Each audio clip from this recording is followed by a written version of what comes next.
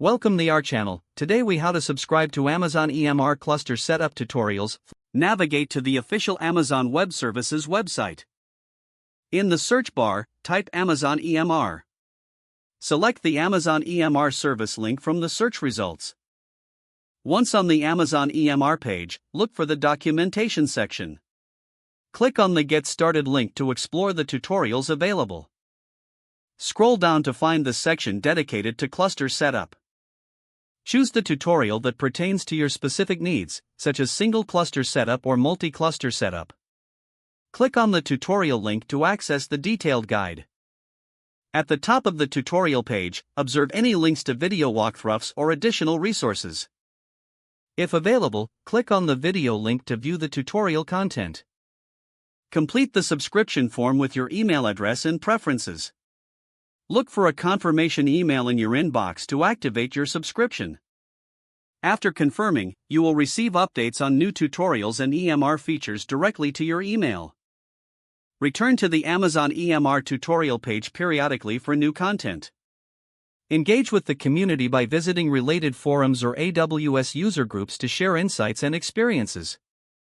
By following these steps, you will stay informed on the latest Amazon EMR cluster setup tutorials.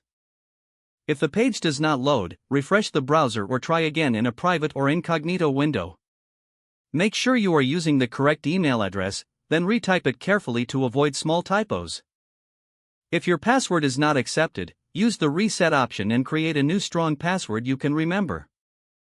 Check your spam folder for verification or security emails, then complete any requested confirmation steps. Enable two-factor authentication if available to improve account security and reduce unauthorized access risk. After signing in, review your profile details so your contact information and settings are accurate and current.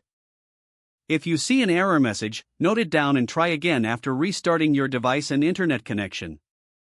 Log out when you finish, especially on shared devices, to keep your account and payment information secure.